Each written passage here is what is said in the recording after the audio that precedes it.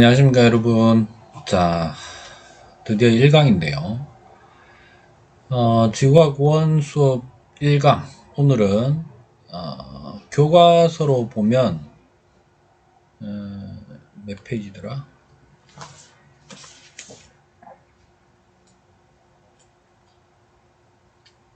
고태지구에서 10쪽 11쪽부터 해가지고요.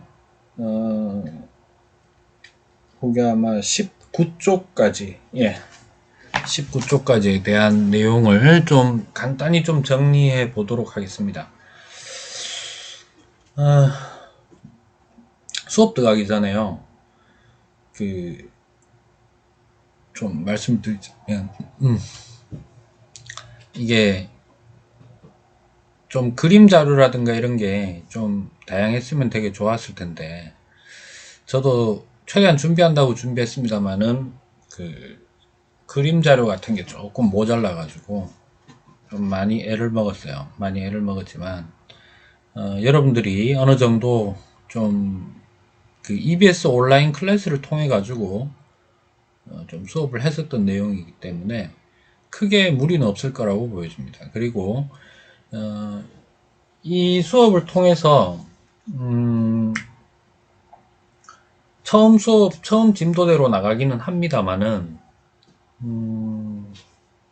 EBS 온라인 클래스도 계속해서 좀 들으셨으면 좋겠어요. 네. 제가 가급적이면 여러분들한테 학습적인 부담은 좀 줄어들이기 위해서 다른 교과목 같은 경우에는 지금 한 주에 한 3강, 4강씩 무조건 나가야 된다라고 되어 있는데, 저는 계속 좀 분량을 좀 줄이고 있는 상황이죠. 그래서 차근차근히 시간 날 때마다 EBS 온라인 클래스의 수업은 계속해서 좀 들으셨으면 하는 바람입니다. 자, 책을 펴시고요. 그러면은 본격적으로 좀 시작하겠습니다. 그리고 책은 요 수업을 일단 PPT로 좀 진행을 했다가 제가 책의 화면을 여러분들한테 이제 또 띄워 드릴 겁니다. 그래서 그런 형태로 좀 정리를 하고, 그 다음에 두 번째 시간 잠깐 예고를 드리자면은, 두 번째 시간일 때는 오늘 1강 요 수업할 때 수업에서 학습 자료를 구글 클래스룸에 제가 올려놓을 건데, 여러분들 이미 받으셨던 거예요. 혹시 지난번에 올려놨던 거 못 받으셨던 분들은 오늘 그걸 다운로드 받아가지고 다음 시간까지 2강 할 때까지 좀 준비를 해놔 주시면 고맙겠습니다. 네, 그러면은 화면을 한번 띄워 볼게요.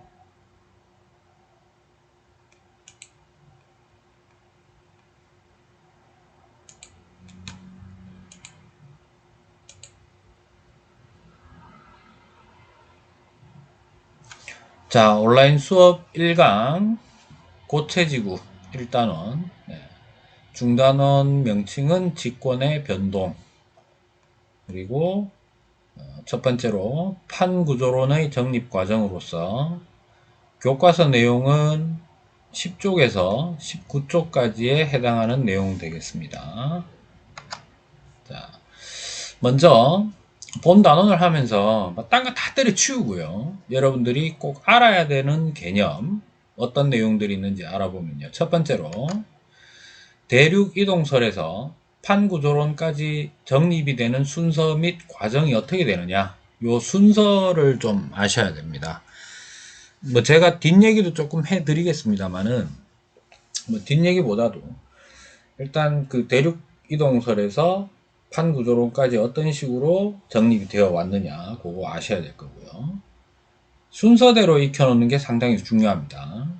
두 번째, 각각의 이론에서 중요 포인트가 어떻게 되느냐. 뭐 예를 들자면은 대륙이동설의 증거는 뭐가 있었느냐, 한계는 어떤 것이 있었느냐, 이러한 것들이 시험에서 자주 나오는 부분이다, 이렇게 보시면 되겠습니다.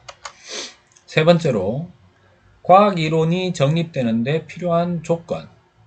요 내용은 이제 좀 아마 다른 데서는 여러분들이 들어보시지 못하셨던 내용일 텐데, 원래 이제 이 교과서를 지구과학 1을 2015 개정 과정으로 만들면서 나라에서는 사실 여러분들이 무엇을 좀 익히기를 바라느냐 하면 어떤 과학적 이론이 인정되기까지 어떤 과정을 거쳐야 되느냐, 무엇이 필요하냐, 이러한 것들에 대해서 여러분들이 좀 익혀놓기를 좀 숨겨놨어요. 그거를. 그래서 그 부분에 대해서도 제가 간단히 좀 설명을 드릴까 합니다.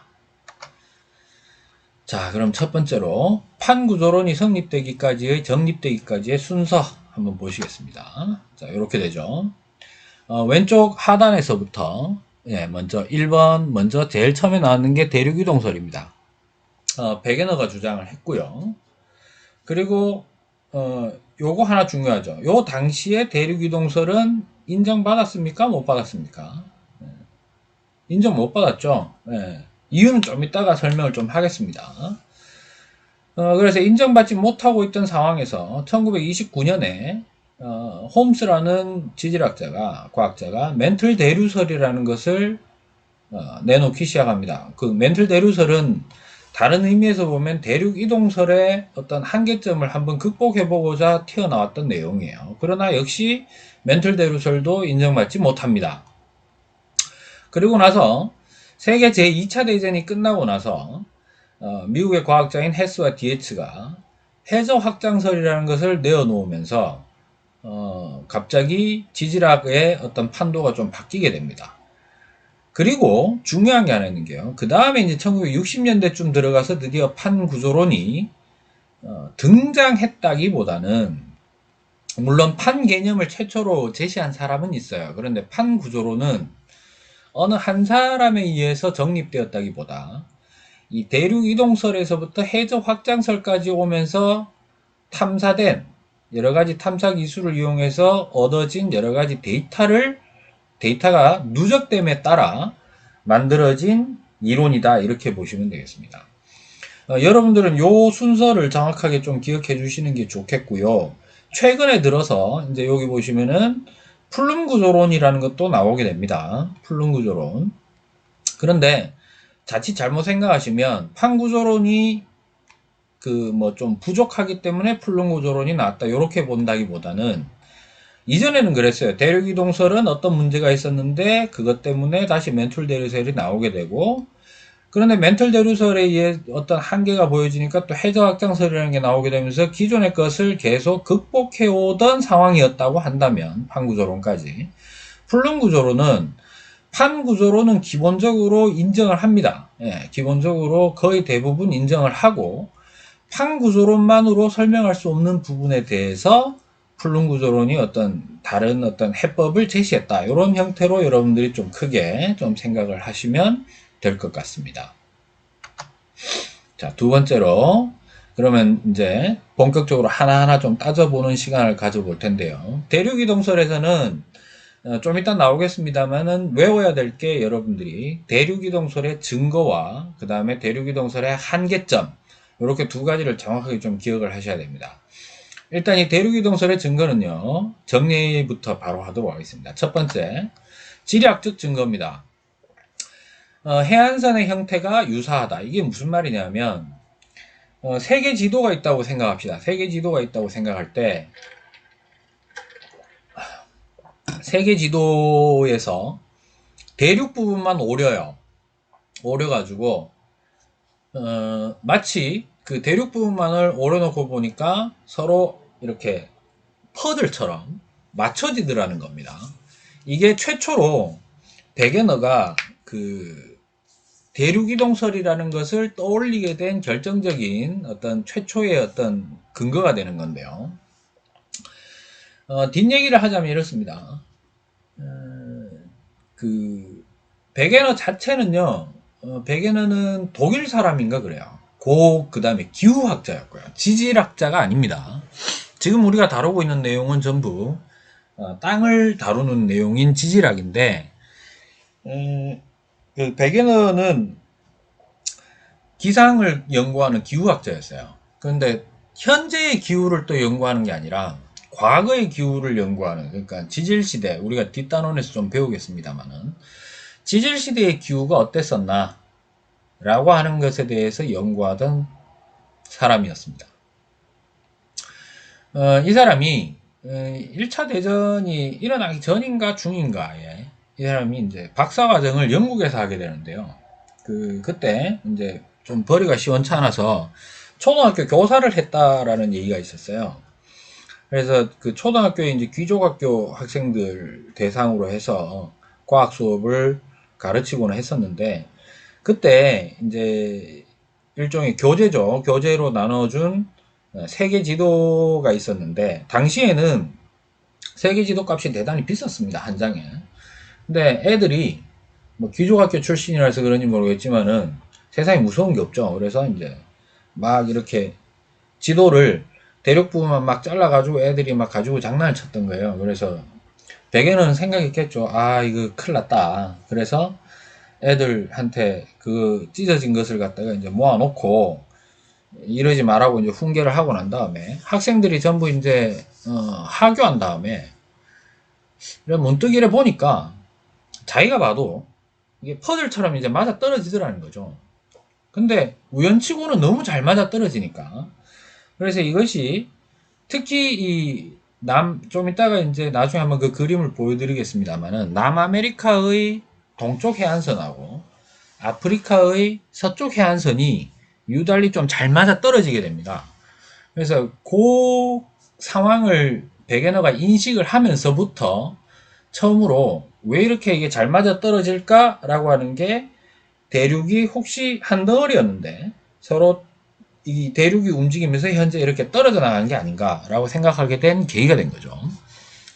두 번째로는 지질학적 증거입니다. 지질구조와 석탄층의 연속성이라고 되어 있는데요. 그러니까 예를 들자면 지층이 실제로 이제 베게너가 거기 왔다 갔다 남미 동쪽 해안과 아프리카 서쪽 해안을 이제 왔다 갔다 하면서 조사를 해요. 그래서 지층 단면을 딱 봤더니 남미 쪽에서도 예를 들어서 밑에 A, B, C, D 지층이 나왔다면 아프리카 서쪽에서도 A, B, C, D가 나오더라는 거죠. 그러니까 마치 샌드위치를 여러분들이 만들어 놓고 칼로 반을 잘라요. 그래서 서로 뜯어 놨을 때 양쪽을 내려보면은 쌓여진 순서가 똑같겠죠. 예, 그런 형태로 암석 지층들이 양쪽 해안에서 동일하게 나온다 라는 측면은 결국 한 덩어리였다가 떨어진 증거가 아니겠느냐 라고 제시를 하게 되는 겁니다. 그다음 세 번째로는요, 고생물학적 증거로서 화석이 나오게 되는데 양쪽 지역에서 이제 다 나오게 됩니다. 대표적으로 글로소테리스라는 화석은 대륙에서만 서식하는, 육지에서만 서식하는 식물이에요. 식물인데 이 바다를 건너갈 수가 없다라는 거죠. 아무리 그 바닷물을 타고 갔다 하더라도. 그 다음에 두 번째로 해양에서 이제 서식하는 건데 얕은 해양에서만 서식할 수 있는 그 파충류였던 메소사우루스 화석이 또 양쪽에 다 나온다는 사실을 알게 됩니다. 메소사우루스 자체는요, 바닷물에서 살긴 사는데, 바다에서 살긴 사는데, 대서양이나 되는 엄청난 바다는 건널 수가 없다라는 거죠. 그 종의 특징상. 그렇다면, 어느 정도는 가까이 붙어 있다가 떨어져 나가는 과정에서 얕은 바다였을 때 그 화석이 된 게 아니냐, 이렇게 보고 있는 겁니다. 네 번째로는, 이 사람이 이제 전공이죠. 고기학, 기후학적으로 봤을 때, 양쪽 지방에 전부 다 고생된 말 시절에 빙하가 있었다라는 것을 알게 되었고, 그 다음에 이 빙하가 움직인 흔적이 있습니다. 움직인 흔적이 있는데, 그 움직인 흔적이 암석에 이렇게 남게 됩니다. 긁히는 흔적이. 그래서 그 흔적이 각각의 대륙이 현재 상태에서 떨어져 있을 때는 서로 비교해 보면은 흘러간 흔적이 서로 다른데, 얘네들을 한 덩어리라고 생각하고 모아 놓으면은 그 흔적이 일치하는 거예요, 방향이. 그래서 고기후학자였던 베게너는 이렇게 네 가지의 증거를 가지고 대륙이동설을 발표하게 이릅니다. 당연히 발표는 지질학자들 앞에서 발표를 했겠죠. 그런데 이 대륙이동설은 결국 인정을 받지 못하게 됩니다. 그 이유는 요게 이제 되게 중요한 건데요. 이 대륙이 이동할 수 있는 원동력을 설명할 수 없었다. 여러분들이 여기서 되게 조심하셔야 되는 게, 주의하셔야 되는 게, 대륙이동설이라는 것을 우리가 교과서나 여러 가지 인터넷 자료를 검색해서 보면 대륙이동설이 맞다라는 것을 증명하기 위해 과학적으로 사실적인 증거를 엄청나게 많이 제시하게 됩니다. 베게너가. 그 중에서도 가장 굵직굵직한 건 네 가지는 이게 한 덩어리라고 생각을 하고 보면은 정확하게 맞아 떨어지는 거기 때문에 확실한 증거가 아니냐라고 생각을 할 수 있다라는 거죠. 그런데 과학적 이론이라는 거는 제가 좀 미리 말씀드리자면 왜 그렇게 되었냐라고 하는 증거를 대는 것도 대단히 중요하지만 어떻게 그렇게 되었느냐라는 것을 설명하는 것도 대단히 중요합니다.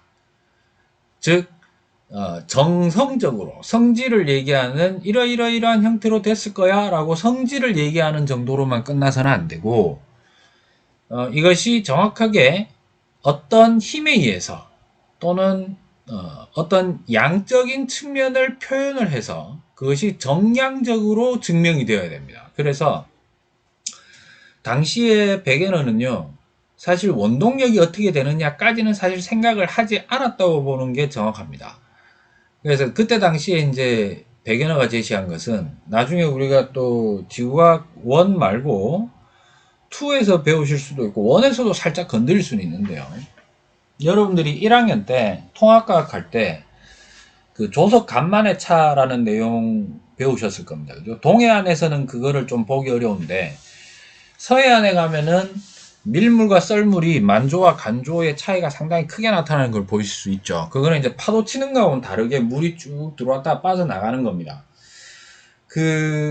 그것을 일으키는 힘이 누구냐면 달이 당기는 인력에 의한 기조력이라는 게 있어요. 그래서 베게너는 그 달이나 주변의 천체들이 지구 표면에 미치는 어떤 힘 때문에 조성력 때문에 대륙이 이동했을 것이다 라고 그냥 좀 급하게 얘기한 듯이 얘기를 합니다.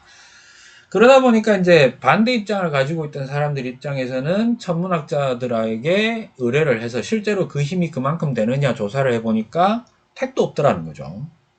그래서 결국에는 힘은 힘대로 들이고 고생은 쎄빠지게 한 베게너가 아까 그 증거를 수집하기 위해서 얼마나 고생 많이 했겠습니까? 그죠? 근데, 제시를 했는데, 과학적으로 어떻게 될 수 있느냐에 대한, 즉, 대륙이 이동할 수 있는 원동력을 설명할 수 없었기 때문에, 베게너가 살아있는 동안에는 대륙이동설은 인정받지 못했던 겁니다. 뒷얘기로, 이건 비공식적인 겁니다. 베게너가 발표한 게 지질학자들이 가득 모여있는 곳에서 이제 발표를 했습니다.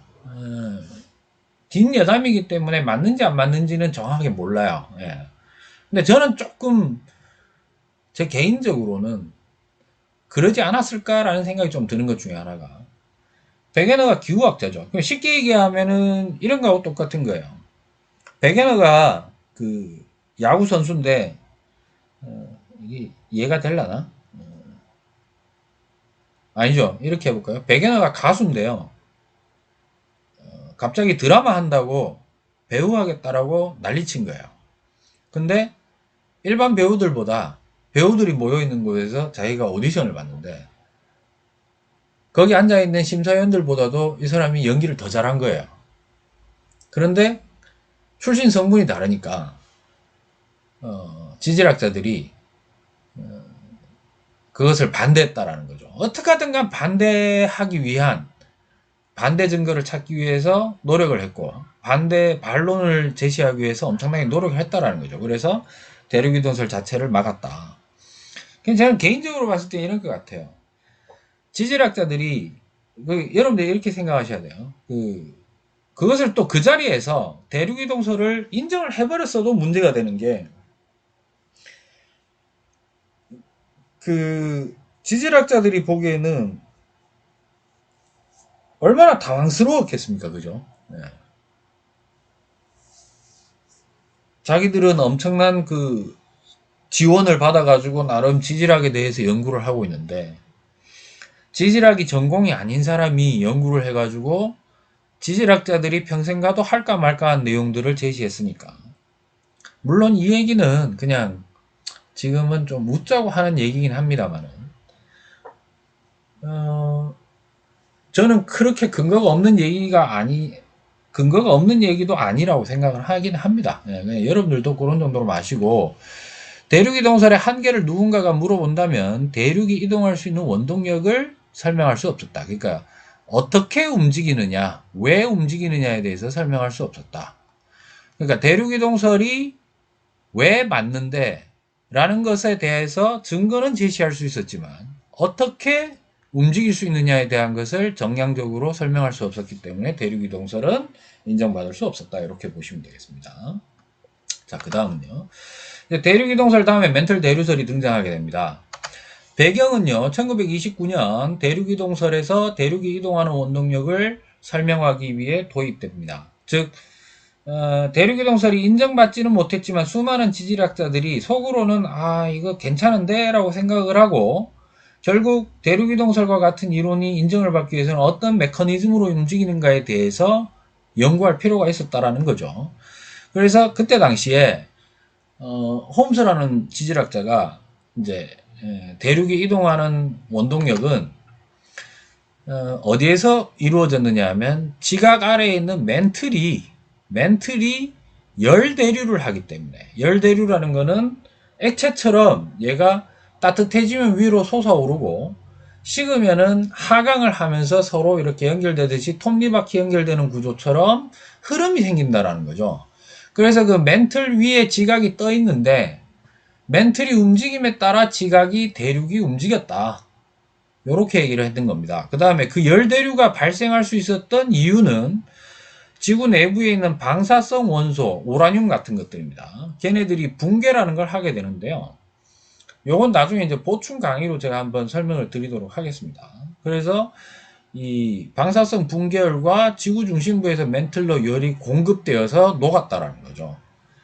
그런데 한계가 있었던 것이 방사성 붕괴열이 맨틀을 용융시킬 만큼 충분하지도 못했고 맨틀이 상승하여 형성된 화산이 발견되지도 않았을 뿐더러 이 지진파 연구에 의해서 알아보니까 맨틀은 고체라는 사실을 알게 됩니다. 그러니까 고체면 딱딱하니까 열대류가 안 되죠. 그런데 이게 좀 대단히 아이러니한 게 맨틀 대류설이 최초 나오게 된 것은 그 지진파 연구를 통해서 1900년대 초에 유고슬라비아 출신의 모로비치치라는 소련의 과학자가 지진파를 통해서 지각과 맨틀이 서로 다름을 알아내고, 그러니까 원래는 지각 덩어리라고 생각했어요, 지구가. 지금은 우리가 지각, 맨틀, 핵 요렇게 구성되어 있다는 걸 알지 않습니까? 그게 전부 다 지진파 연구를 통해서 알게 된 겁니다. 그래서 당시에 지진파 연구를 통해서 맨틀이 있다는 사실을 알았는데 그때 당시에는 맨틀이 고체인지 액체인지 그렇게까지 생각을 하지를 않았어요. 그래서 홈스는 열대류가 일어날 것이다 확인도 안 해보고 그렇게 될 거야 라고 한 거죠. 네. 그러나 지진파 연구가 좀 더 연구가 또 진행되다 보니까 맨틀도 지각과 성분이 다를 뿐 같은 고체 상태이다 라는 것을 알아내서 결국에는 인정받지 못했다 이렇게 보시면 되고요. 그러나 인정받지 못하고 그냥 대부분 추정에 가까운 이 맨틀 대류설의 등장이 우리가 과학 역사적으로 봤을 때 어떤 의미를 가지느냐 하면 대륙 이동의 원동력을 지구 바깥에서 찾는 게 아니라 지구 내부에서 찾으려는 시도를 했다라는 점입니다.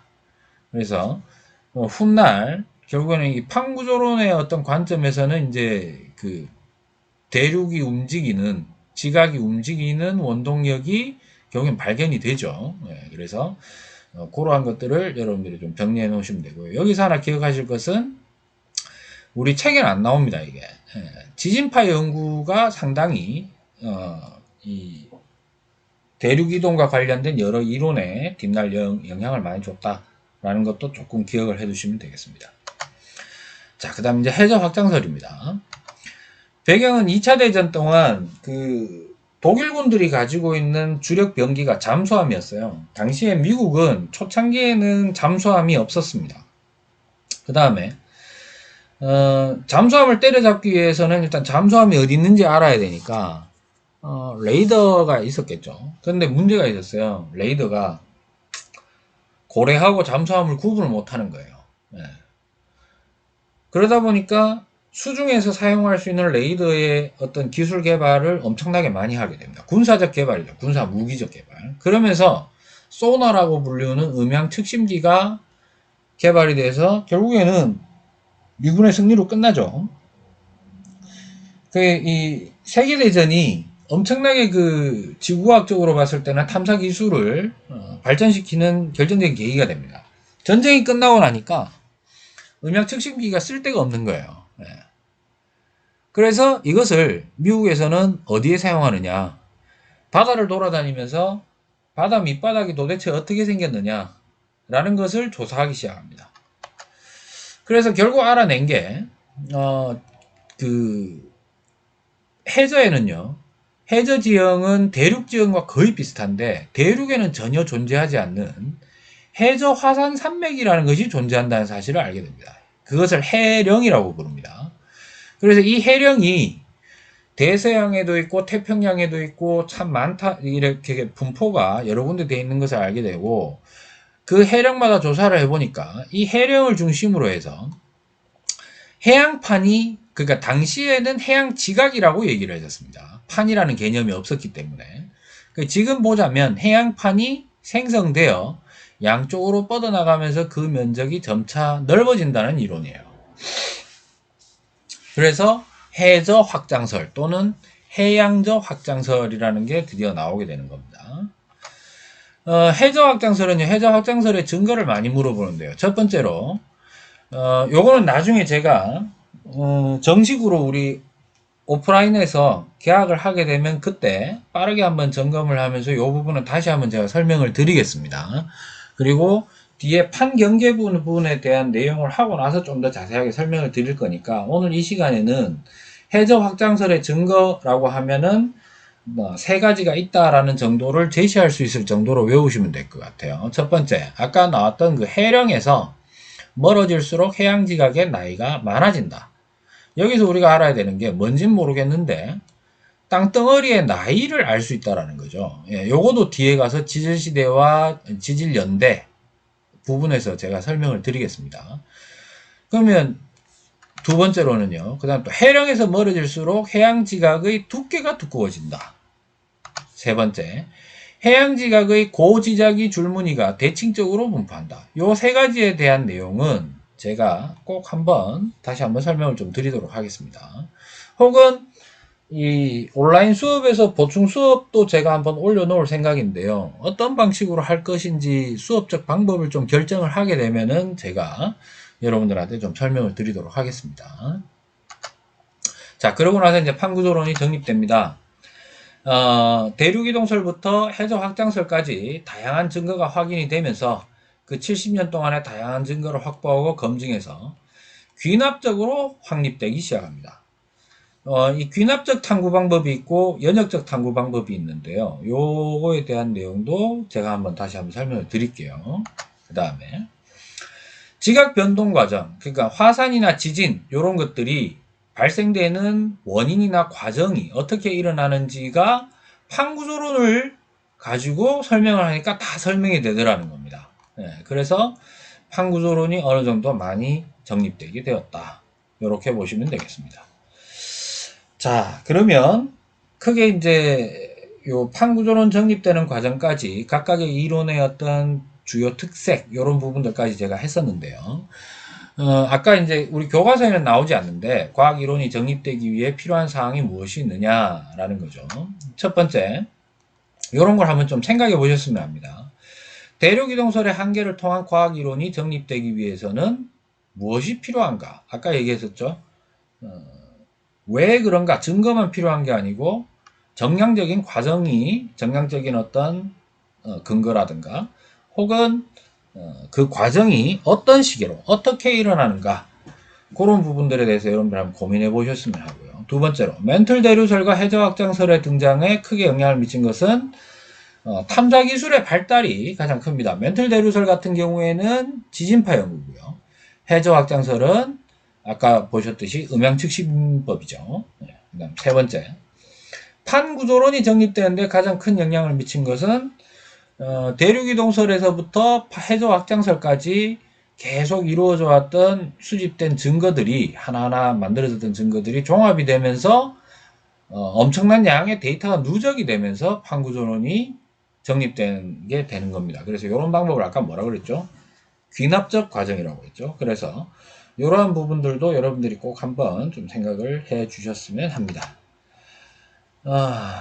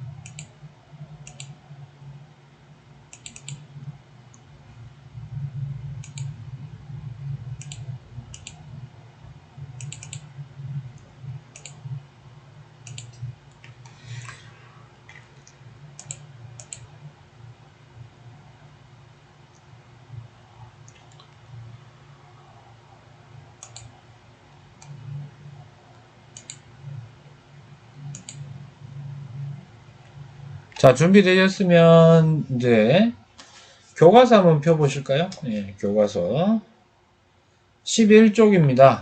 판구조론의 정립과정. 이거 화면이 잘 나올까 모르겠네요. 자, 판구조론 정립과정. 책을 한번 보면서 이제 좀 설명을 조금 드리겠습니다.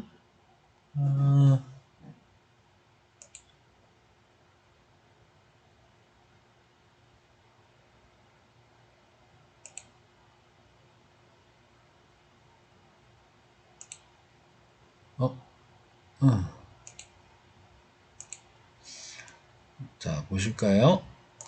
잠깐 올려놓고. 자, 11쪽이죠. 네, 과거에는 지구 곳곳에서 일어나는 지진이나 화산 활동이 서로 관계없이 발생한다고 생각하였다. 하지만 판구조론의 등장으로 여러 지질학적 사건을 통합하여 해석할 수 있게 되었다. 판구조론은 어떤 과정을 거쳐 정립되었을까? 판구조론이 탄생한 배경과 역사를 따라가 보고 그 뜻을 살펴보자. 판구조론의 태동, 배경은 자 나오죠. 남아메리카 동해안과 요 쭉 동아프리카, 아프리카 서해안의 해안선이 서로 잘 맞춰진다라는 것에서 대륙이 움직인다고 생각했다고 하죠. 그래서 과거 그림 1-1 요거죠. 예, 요게 이제 요렇게 한 덩어리로 이루어져 있었음을 보고 뭐 뒤에 가서 이제 설명하겠습니다만은 이 초대륙이라고 하는 것은 최초 대륙이란 뜻으로 다른 이름으로 판게아라고 부릅니다. 로디니아 뭐 이런 것도 있는데 그거는 뭐 자세한 이름까지는 할 필요는 없는데요. 그건 나중에 한번 저희가 다시 한번 다루게 될 겁니다. 그래서 이 판게아라는 놈이 있다가 대륙이 이동해서 오늘날 같이 분포하게 되었다고 주장한 거다. 이렇게 돼요. 그죠?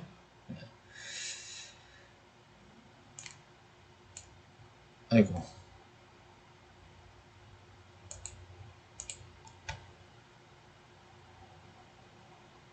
어떻게 해야 되나? 예, 이렇게 해놓고. 자, 그 다음에 백연어가 제시한 대륙 이동의 증거는 그림 1-2와 같다. 해안선과 지질구조. 우리는 요거 두 개를 나눴죠. 해안선의 유사성, 지질구조의 연속성, 화석 분포의 공통성, 빙하 흔적의 일치성. 이렇게 해서 대서양 양쪽에 있는 남아메리카 대륙과 아프리카 대륙 해안의 해안선 모양이 비슷하고 그 다음에 암석과 지질구조가 연속적이다. 그 다음에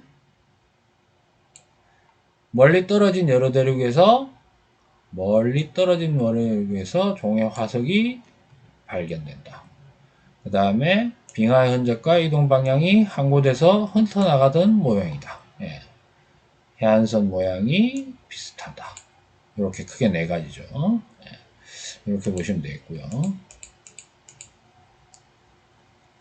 이런 증거들을 바탕으로 베게너는 1912년에 대륙이동설을 발표합니다. 그런데 받아들이지 않았다고 돼 있죠. 왜냐하면 베게너가 대륙을 이동하게 하는 힘의 원동력을 설명하지 못했기 때문입니다.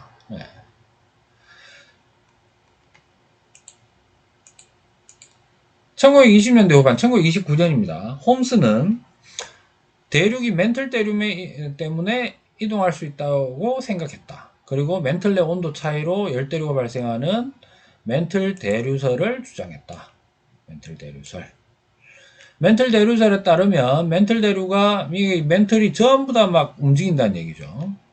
그래서 상승하는 곳에는 마그마 활동으로 새로운 지각이 형성되고 하강하는 곳에서는 지각이 멘틀 속으로 들어간다 뭐 이렇게 됐었는데 홈스의 이런 주장은 대륙이동의 원동력을 모두 설명하기에는 역부족이었고 당시에는 뒷받침할 만한 결정적인 증거가 없어서 받아들여지지 않았다. 멘틀이 어떤 상태인지 몰랐다라는 얘기입니다.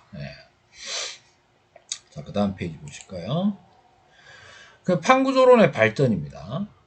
1960년대 초 헤스와 디에츠는 해령 아래에서 뜨거운 멘틀 물질이 상승하여 새로운 해양 지각을 생성한다는 해저 확장설을 제안하게 됩니다. 보시면 바다죠. 홈스 시절에는 이런 걸 못 봤다라는 거예요. 이런 걸 발견하게 된 게 1960년대 그러니까 세계 제2차 대전이 끝나고 나서 이제 발견하게 된 거죠. 음향 측시법을 이용해서.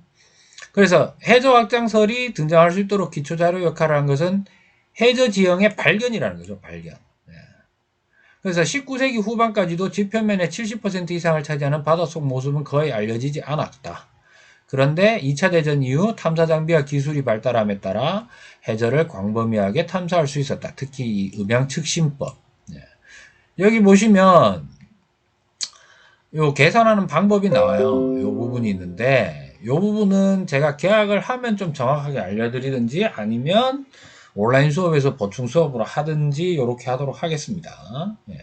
일단은 해저 확장설이 등장하는 데 있어서 결정적인 역할을 한 것은 음향 측심법이라는 어떤 탐사 기술이 그동안 몰랐던 해저 지형을 밝혀냄으로 인해서 그 중에서도 해령이라고 불리우는 어떤 지형, 대륙에서는 볼 수 없는 그 지형을 보게 됨으로써 나타나게 된 거다. 이렇게 보시면 되겠습니다. 그 다음 페이지에 이제, 어이구야. 그 다음 페이지에 이제, 그 다음 페이지에 이제 이거 탐구 활동에 대한 건데요. 음향 측심법에 대해서 하는 방법을 쭉 나타낸 겁니다. 이건 나중에 한번 하도록 하고요. 그 다음 여기 이제 해령에 대한 설명이 이제 간단히 나옵니다. 거대한 해저 산맥이고, 또 해구라는 것도 있어요. 이거는 제가 나중에 판 경기할 때 자세히 설명을 드리도록 하겠습니다. 일단 기억할 것은 해령이란 놈이 해저 산맥이다. 하나 더 얘기하자면 단순한 해저 산맥이 아니라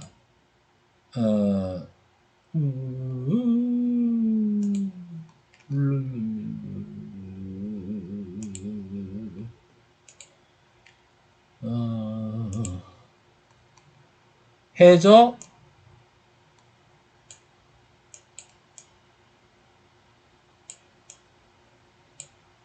화산 산맥이다.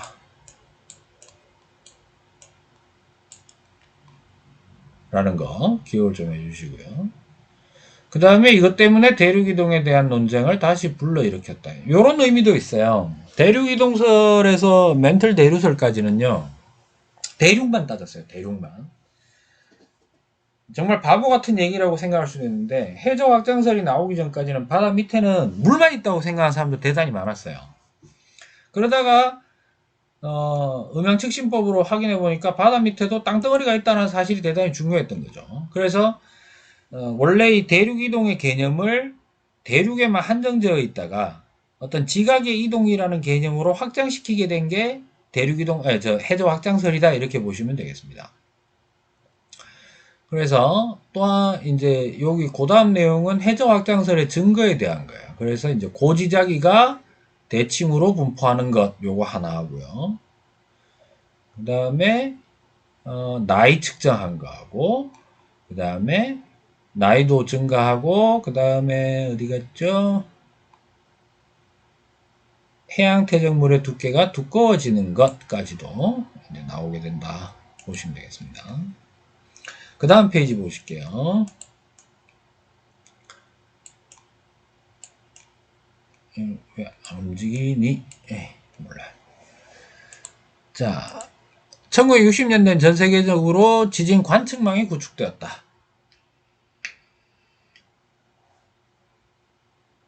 근데 지진 관측망은요, 관측을 이제 좀 더 활발하게 하고 정밀하게 했다는 뜻이에요. 그전에도 지진파는 조사를 했습니다. 그래서, 요거는 이제 해구 발견에 대한 건데, 요건 나중에 한번 설명을 드릴게요. 결국 이런 또 지진 관측을 통해 가지고 판구조론이 정립하는데 이제, 기여를 했다라는 얘기다. 이렇게 보시면 되겠습니다. 그 다음에 이제 여러 가지 이제 판의 지형을 알게 되었다라는 내용으로서 이제 판구조론 정립되기까지에 나오는 내용입니다. 그 다음 페이지 보시면 판이라는 용어를 사용한 게 이제 윌슨이라는 사람이 이제 처음으로 사용했고요. 요 그림을 보시면 이제 지각과 지각, 그 다음에 여기가 이제 멘틀인데 요게 이제 상부 멘틀이에요. 대략 100km까지. 그래서 요거를 합쳐서 우리가 판이라고 얘기를 합니다. 대륙지각과 상부멘틀이면은 대륙판, 해양지각과 상부멘틀이면 해양판 이렇게 됩니다. 그래서 지각과 상부멘틀을 포함하는 평균 두께가 100km인 부분은 판, 또 암석으로 구성되어 있기 때문에 암석권이라고도 부르고, 그 다음에 요게 좀 중요한데요. 여기 요 부위는 멘틀인데 분명히 멘틀인데 그 역시 지진파의 어떤 정확도가 높아지면서 알게 된 연약권이라는 부분이 있다는 사실을 알게 됩니다. 그래서 이 지구가 겉으로 보면 지각으로 구성되어 있다. 그것도 맞기는 맞아요. 그런데 움직이는 단위로 보자면은 10개 이상의 크고 작은 판들이 움직이면서 생긴다라고 하는 것이 언제 지워졌냐? 형광펜을 했는데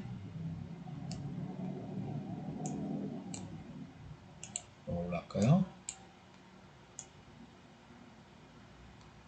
이거를 판구조, 에이씨, 다 지워지냐?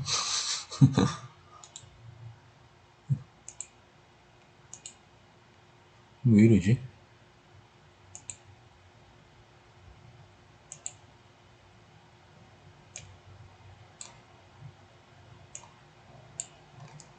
다시 한번 해볼게요. 아, 이제 되네요. 예, 이게 판구조론이다. 판 모양 나와 있죠. 그죠? 예.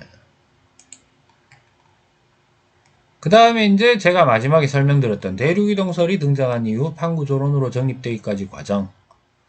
뭐 어떻게 되냐 이거 써보시면 되죠. 예. 그래서 요게 이제 여기 보시면 판구조론을 비롯한 과학 이론은 어쩌고 저쩌고 과정이 수많은 과정이 반복되면서 정립된다. 또 한 번 정립된 과학 이론은 변하지 않는 진리가 아니라 과학기술의 발달과 사회 변화에 따라 끊임없이 발전한다. 뭐 지극히 당연한 얘기인데 이런 거를 이제 여러분들이 좀 이해해 줬으면 좋겠다라는 거예요. 네. 자, 그러면은